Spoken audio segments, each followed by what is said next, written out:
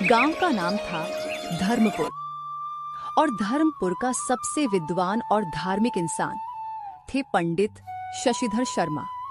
इतनी लगन की दिन रात पूजा पाठ में लगे रहते थे।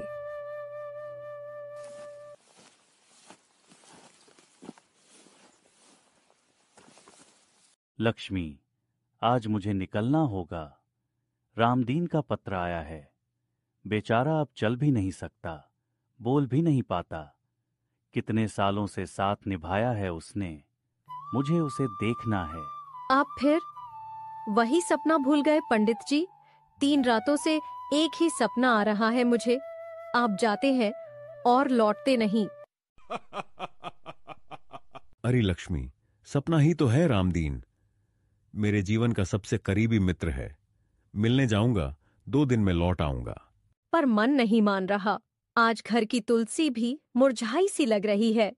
कहीं कुछ अनिष्ट न हो। लक्ष्मी, भाग्य में जो लिखा है वही होगा। अगर मुझे मरना भी होगा तो घर बैठे भी हो सकता है। कम से कम अपने दोस्त से मिल तो आऊं। पंडित जी नहीं जानते थे कि उनके इन शब्दों में ही उनका भविष्य छुपा है, लेकिन भाग्य की चाल कोई नहीं समझ सकता। पंडित अपना झोला उठाते हैं। पत्नी रोके जा रही थी, पर वो निकल पड़ते हैं। पंडित जी अपने जीवन के सबसे अजीब और सबसे निर्णायक सफर पर निकल चुके थे। उन्हें नहीं पता था कि आगे उन्हें कौन मिलेगा, किस रूप में और किस कारण से। पंडित पसीना पोंछते हुए चलते हैं। तभी दूर से एक सफेद कपड़े पहना, गंभीर चेहरा लिए एक साधारण दिखने वाला व्यक्ति आता है।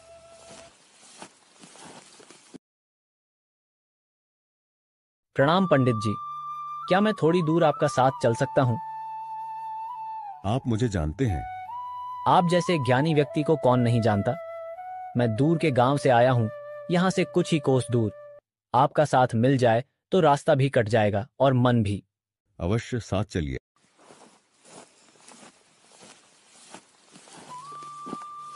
आपका नाम? नामों में क्या रखा है पंडित जी, कर्म ही असली पहचान होते हैं। पंडित को कुछ अजीब तो लगा, लेकिन फिर भी वो चलते रहे। कुछ ही कोस बाद उन्होंने एक गांव में रुकने का मन बनाया। गांव के बाहर एक पीपल का पेड़ दिखता है। पंडित और रहस्यमय यात्री वहीं रुकते हैं। गांव के कुछ लोग उन्हें प्रणाम करते हैं। प्रणाम पंडित जी। आज तो सौभाग्य से आपके दर्शन हो गए। आइए विश्राम कीजिए। और ये कौन? यात्रा में साथ मिले हैं, बड़े ज्ञानी जान पड़ते हैं। रात का समय होता है, सब सोने की तैयारी करते हैं। तभी एक औरत दौड़ती हुई आती है, रोते हुए। मुखिया जी, हमारे पिताजी अचानक गिर पड़े, सांस ही नहीं ले रहे। सब दौड़ते हैं, पंडित भी जाते हैं। कुछ ही समय में पता चलता है मृत्यु हो चुकी है। अभी तो ठीक ठाक थे, अचानक। पंडित कुछ सोचते हैं। वो धीरे से उस यात्री की ओर देखते हैं। यात्री शांत भाव से बैठा रहता है, जैसे कुछ हुआ ही न हो। ये पहली बार नहीं था। जैसे पंडित आगे बढ़ते गए, हर पड़ाव पर मौत उनका पीछा करती रही। हर गांव, हर रास्ता, कोई ना कोई मृत्यु।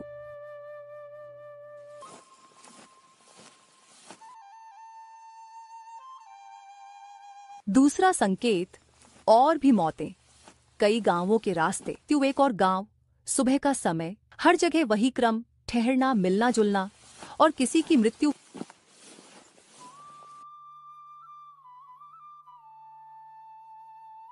पंडित घबरा जाते हैं, मन में क्या हो रहा है? ये संयोग है या कुछ और? रहस्यमय यात्री हमेशा शांत, गंभीर और मौन। कभी न रोते हैं न घबराते हैं, बस हर जगह पर मौन उपस्थित। सुबह का समय, सच का पहला आभास। दोनों एक मंदिर में रुकते हैं। पंडित अकेले बैठे हैं, यात्री कुछ दूर बैठे ध्यान मग्न है। हे प्रभु, ये कैसी यात्रा है? जिसे साथ लाया वही हर जगह मृत्यु का दूत बना हुआ है। वो यात्री की ओर देखते हैं। अचानक उन्हें एक चमक दिखती है। कुछ क्षण के लिए यात्री का रूप बदलता है, एक देव तुल्य काया। फिर सब सामान्य हो जाता है। तुम कौन हो? अब जब पूछ ही लिया तो जान लो, मैं वो हूं जो सबके भाग्य का अंतिम पृष्ठ लिखता है। मैं यम हूं। अगली सुबह पंडित स्तब्ध बैठे थे। यमराज थोड़ी दूरी पर खामोशी से बैठे थे। मंदिर में घना सन्नाटा था। पंडित कांपती आवाज में, तुम यमराज हो, मृत्यु के देवता? फिर तुम मेरे साथ क्यों चल रहे हो?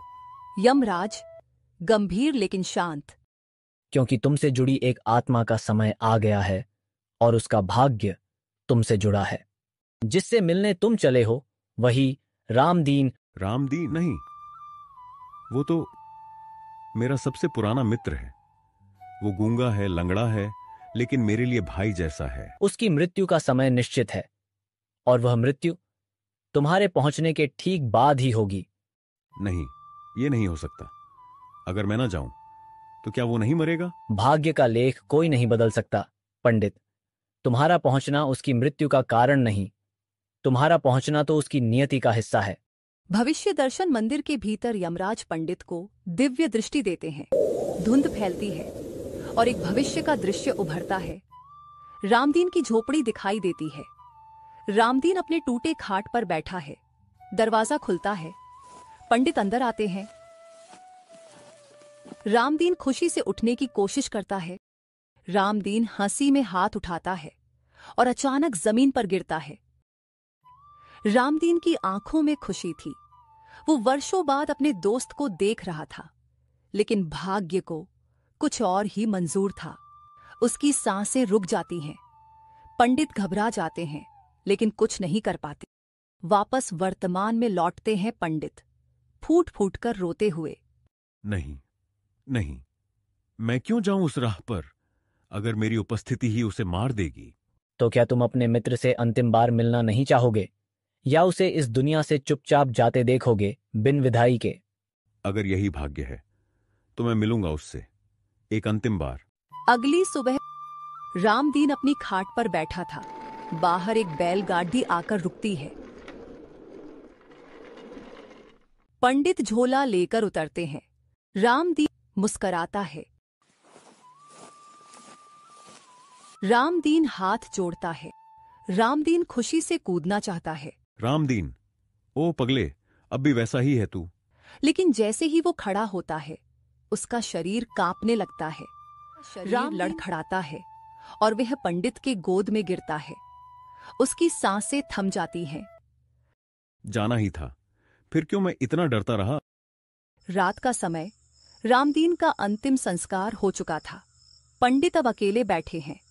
यमराज उनके पास आते हैं। अब मेरा कार्य पूरा हुआ। पंडित थोड़ा कड़वा मुस्कान के साथ, क्या अब तुम मुझे मारने आए हो क्या? नहीं, अभी नहीं, लेकिन समय दूर भी नहीं। पंडित चौंक कर, मतलब अब मेरी मृत्यु की बारी है? हाँ, 3 दिन बाद सूर्यास्त से ठीक पहले एक नदी के किनारे। इतनी स्पष्ट बात, तो क्या मैं वो स्थान बदल दूं या कहीं छिप जाऊं तो बच सकता हूं? यमराज धीरे से मुस्कुराकर, तुम कोशिश कर सकते हो पंडित। मृत्यु से भागने की शुरुआत। चेहरे पर भय और बेचैनी साफ झलकर ही थी। आज तीसरा दिन है। यमराज ने कहा था सूर्यास्त से ठीक पहले नदी किनारे मैं नदी के पास नहीं जाऊंगा। मैं टीले पर रहूंगा, कहीं और रहूंगा। बेटा, क्या तुम मुझे जंगल पार वाले महादेव मंदिर तक पहुंचा सकते हो? हाँ पंडित जी, पर वहां तो नदी के किनारे से जाना पड़ेगा। नहीं, मैं कोई और रास्ता लूंगा जो नदी से दूर हो। पंडित वहां दोपहर से पहले पहुंच चुके थे। आश्रम में शांति थी। साधु, एक वृद्ध ज्ञानी पुरुष है। पंडित जी, आप यहाँ अचानक? बस कुछ दिन शांति चाहिए, कुछ प्रार्थनाएं करनी है, अकेले। जैसे आप चाहें, आश्रम आपका है। पंडित एक कोने में बैठकर झपकने लगते हैं। बार बार सूर्य की दिशा देखते हैं। पंडित की धड़कनें बढ़ती गईं। हर परछाई उसे यम की प्रतीति कराने लगी। पंडित खड़ा होकर आश्रम के पीछे टहलने लगता है। उसकी नजर एक बर्तन पर पड़ती है। वो पानी भरने के लिए बाहर जाता है। उसका ध्यान नहीं जाता कि वो एक पतली पहाड़ी नदी के बिल्कुल पास आ गया है, जो आश्रम के पीछे बहती है। अभी सूर्य पूरा अस्त नहीं हुआ, बस थोड़ी देर और मैं बच जाऊंगा।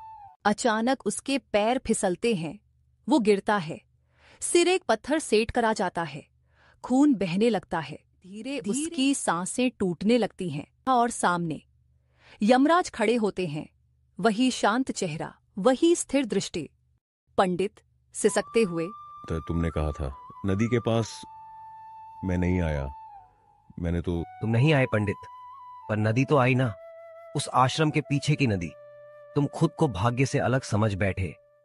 पंडित आंखों से आंसू। तो कुछ भी नहीं बदल सकता। भाग्य वो नहीं जो बदला जाए, भाग्य वो है जो तुम्हारे कर्मों से उपजा है। रामदीन, तुम सब अपने अपने पथ पर चल रहे थे। आज तुम्हारा समय पूरा हुआ। हम सभी को अपनी अपनी यात्रा पूरी करनी होती है। पंडित अपनी अंतिम सांसें छोड़ता है। हम सभी को अपनी अपनी यात्रा पूरी करनी होती है। पंडित ने मित्रता निभाई, भय से जूझा, भाग्य को चुनौती दी, पर अंत में मृत्यु भी उतनी ही सच है जितनी जन्म। भाग्य का लिखा मिटाया नहीं जा सकता, मगर उसे समझा जा सकता है। पंडित शशिधर की कहानी हमारे भीतर के भय और विश्वास को झकझोरती है कि जो लिखा है वही होगा, लेकिन वो कैसे होगा, यही तय करते हैं हमारे कर्म,